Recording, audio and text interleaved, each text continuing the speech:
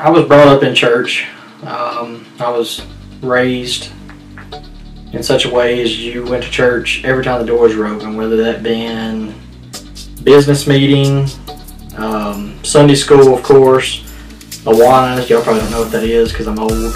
So I grew up, I knew about Jesus, I knew about God, I knew about everything, you know, I was supposed to be doing. That don't mean I did it, but I drifted, of course, and I'd always dabble though. I would always go back to church every now and then. You know, I would get conviction in my heart and stuff because I knew what I was supposed to be doing. Even when I was straying, I just didn't do it. But nonetheless, I never got serious with God. Fast forward some more years later, I was sitting in church. Preacher asked a question and it just never did settle in my heart, and it was, if you died today, you know, do you know for sure where you would go? And I walked the aisle again, and I was 22 years old at this time, and I knew I meant business this time. We tried almost every church in Jackson. She wanted to go to Soul Quest, so we went to Soul Quest.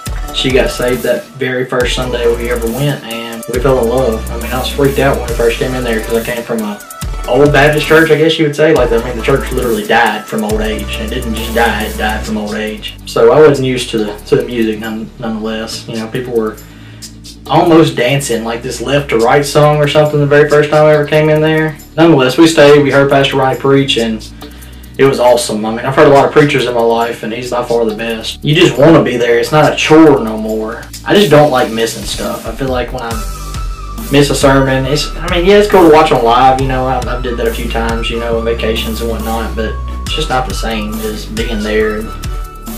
I still had some unsettled feelings in my life or whatever. One day I just called Pastor Ronnie about it. He met with me at Starbucks. We talked about it, he talked me through it, and I got baptized 3 weeks later, and I just went to church and just listened. I just took in. I didn't really participate in nothing. Soul Quest has shown me what it is to be plugged in.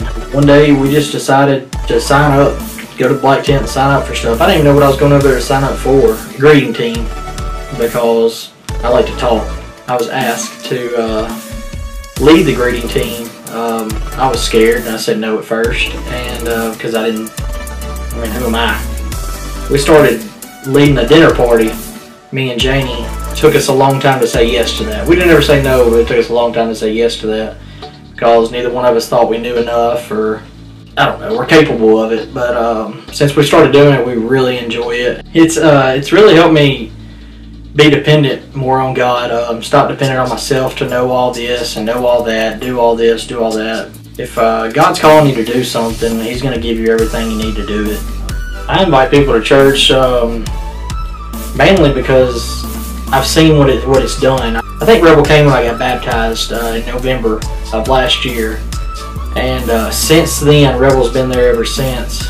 We started with one row worth of people, and I bet they probably have 7 or 8 that come on a regular basis with them. Janie's friend Kristen, she's got a lot of people too. Like, she don't even sit on our same row sometimes because she's got so many people there. It's just really interesting seeing that one person you invested in, you know, hey, come to church with me, and then they come and they bring a whole another group, not just another person, they bring a whole other group, a group that you don't even know.